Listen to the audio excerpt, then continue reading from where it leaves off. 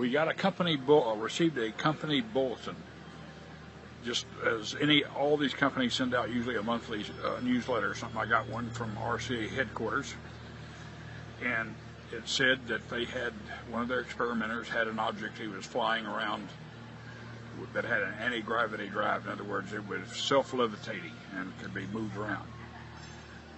And I thought, well, why are we doing this? Why are we messing with all these rockets when we could do this? So I called up headquarters, and first they said, well, it's not true. The experiment didn't really work. And then they said the document didn't even exist. And I said, well, I got it right in my hands here. And I already knew that Nikola Tesla had flown a platform around in the very early 1900s, like 1904. I don't believe that we've gone backwards in technology, and the Russians grabbed everything they could of that technology. And I assume that our government grabbed some of it or all of it. Yeah, I mean, if you can levitate an iceberg, you could end a drought. I mean, you could land in a dry lake bed. You could change architecture. The work that Hutchins has been doing, he has Tesla coils, he has Van de Graaff, and he has, very frankly, static electricity generators. Notice that data doesn't have to make sense. Right. Data just has to be truthful. The truth. That's right. It's more important than proving Einstein right or wrong. Okay, now his data showed everything from a chocolate milkshake snaking toward the top of his room to bowling balls floating in the air. Very little effort required, about as much as lifting an umbrella, and no centrifugal force. Now, of course, we have the problem of stopping it. Nikola Tesla was a great inventor and a great humanitarian. Well, Tesla wanted to get into his field, which was free, if you will, energy that comes from the surroundings. He was hired by J.P. Morgan to work with Westinghouse and Edison companies on the East Coast. And Tesla said, I've got it made. I think we can now transmit electrical power through the Earth, through the ionosphere, without any wires or telephone poles. If you gave a device, like a free energy device, a generator that would service all their needs in their home for free, they could then bring out their creative talents, which they were born with and have been suppressed because they've had to toil for a living. They could be tremendous artists beyond our dreams, tremendous engineers beyond our dreams. J.P. Morgan was not buying it. He said, no, we're going to have to tear this stuff down. So Tesla kind of pulled back into himself and decided, well, I guess it's not time for this. He took a whole bunch of these bug wings and he glued them to like a Venetia blind structure, and he put it into a little platform he built. So they were all, these bug wings were all covered in here. And he used I theorize he used the wing covers as well as the inner wing itself. There's also a kind of a handlebar on this thing with some controls. You can see the thing a little better here in detail. The controls, I think, had to be manipulated continuously and probably vibrated to create the same action that the bug was doing. There was also down at the base some kind of a lever, which I suspect controlled the amount of lift he was getting out of this thing. Anyway, Grebennikov claimed that he could fly this thing or levitate it, and it would go around at almost 1,000 miles an hour. Now you ask, how can that happen? Well, he said that there was an energy field that built up around this thing due to this gravity field building up in the platform, and by this thing building up, it built out a force field that basically surrounded him and protected him from the local environment. So even though he was flying at 1,000 miles an hour, you could go, you could be wearing your Sunday best suit and not get it flutter a bit at 1,000 miles an hour. But if you get into the other things he did with shape, they almost mirror the stuff that I discovered. And it proves, I guess, that there's either two crazy people in the world or there's two people that have found the same discoveries. Has anybody ever threatened your life? I mean, as far as like trying to possess what you have here, I mean, seeing it as a threat, has anyone ever like, you know, threatened you and said that, you know, you're on to something and you're not allowed to be doing this? And No major threats. Mostly people saying, well, you should work for the U.S. government. That's a lot of emails I get are like that, and that they're ready and willing to stand by and give the funding out. Einstein's work is only a slight modification of Newton's work. But we do understand that Newton's work has, well, Newton's work, for example, Newton says, this is my book. says anything that's in motion tends to remain in motion, right? Okay, so I have something, and I'm taking it around counterclockwise. And see, and what Newton said is true. He just wants to go around, around, around, around, around. This particular thing is called a cell. It is not, it's clear plastic, there's nothing in it.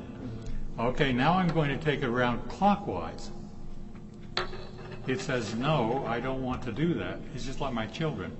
I will do it my own way. How did it go the other way? Precisely. A Newton's law. Is that because of the rotation of the planet, or? Well, there Can I try are. that? You may. In fact, first of all, send it around counterclockwise. Okay. And this is called a cell? It is celt, C-E-L-T. What's in it? Okay, there we go. Nothing's in it. Plastic. Okay, now take it around clockwise. Okay. And it says no, and it goes back to the same number of turns you said. Oh, I've never seen anything like that. Now go out stronger. I know. See, I'm looking for the exception to the rule. You have to, if you can use language, you really need to convert it into mathematics. But here's one thing this makes sense to me. If you can cancel out gravity in a falling body, and you can even reduce a percentage of the effects of gravity for aircraft, it would take less fuel, they would be more efficient, and they could hover with less energy, and that much I can figure out. And the atmospheric edge of the Earth will be meaningless. I think the realm of it is quite probable, since I was studying some of the older experiments done by T. Brown, Podleinoff, and those folks. And what's interesting about Podleinoff is that the anti-gravity effects seem to go right down the Earth all the way up to an unknown area. Tesla said they're not interested in my time. I want you to take everything I can teach you and go in your time and see if they'll listen to you. And if you don't make it, you're going to have to pass it on, because at the rate we're going, we're on a self-destructive course. Carr said, I will, and he got his own lab started and started really getting into a lot of free energy devices and building them. So he built a spaceship? Mm-hmm. He's building small spaceships then, and he had different sizes, different models. There's a company, Advanced Kinetics, in Costa Mesa. That's where we were living, in Costa Mesa, California. And they're looking for a research and development laboratory technician. They gave me a job, they put me in the research lab, and I was inventing ideas all day long. I just loved it, because I like to invent simple ways of doing hard things. We could talk about things that were unlimited, not limited. I said, my mission is to see that we have habitation and transportation in one vehicle. And he said, well, you sound like a guy that's back east getting in trouble right now. His name is Otis Carr. And he put in a patent for a levitation device, and they wouldn't give him the patent. He said, you got to pull that levitation out and anchor it on the ground, and we'll give you a patent on an amusement device. You cannot use levitation. Day and night, 24/7, we were building these small prototypes. And they would range anywhere from 12 inches to 3 feet to 6 feet, to, in size. And they actually flew, they actually levitated. Oh, yeah. And what was the source of the power? Well, it was magnetic in nature. And you were actually building these for people to sit in. I mean, not just models. These were prototypes just to prove what we wanted, and then graduate up to where human habitation could get on board and operate. In those days, we had counter-rotating wheels, one going clockwise and another going counterclockwise. We had a capacitor, we had small magnets, and we had what's called a U-tron. It was a double tetrahedron. That's 2 ice cream cones put with the open ends together. You have a diamond shape. And we had 12 of them around the periphery of the craft. And we had magnets, horseshoe magnets, 12 of those around the craft. So when you started rotating and counter-rotating,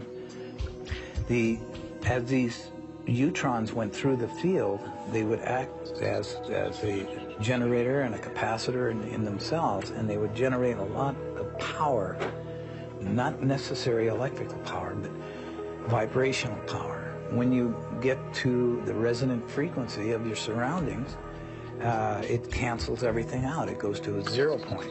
Once you've reached 0 point, then you can go anywhere you want. So I wondered if gravity could be related to its cousin magnetism. Mm-hmm. And so I found that when I take two magnets together, I have some neodymiums around here that I'm actually afraid of.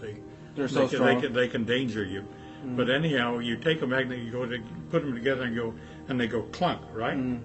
But you take one of them, move it around, and all of a sudden it doesn't want to go right. together. The repulsive. So I got I ordered one at $5,000 a piece, wow. with a 1/4-inch hole through between both of them, and I put a brass bolt and I tightened them down, forcing them together. Mm-hmm. And then I put them together in a thing that looks kind of like a rock. Mm-hmm. Okay, and then I got another one that didn't have magnets in it.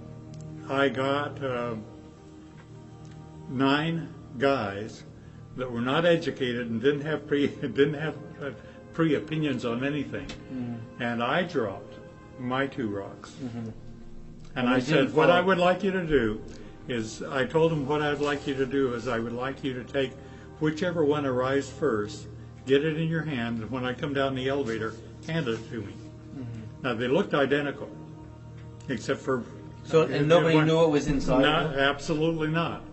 Which one arrived first? The one that had no magnetic field in it. So you were able to cancel out gravity to a certain degree. You were able to cancel, precisely, reduce the mass gravity effect. Precisely. Nature never uses English. It doesn't speak. It doesn't speak any language. But yet it's talking to us all the time. Right. And the key thing is to identify what it's saying.